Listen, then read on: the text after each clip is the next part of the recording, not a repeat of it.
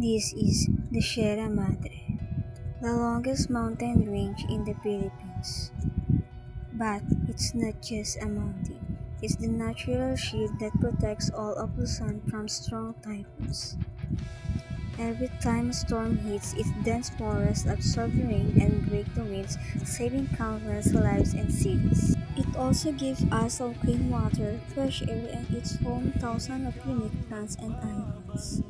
But it's under constant attack from illegal logging and will cause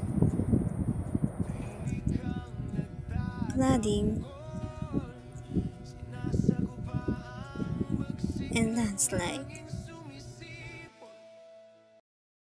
Huwag nating pabayaan ang kalikasan, lalo na ang bundok na Sierra Madre.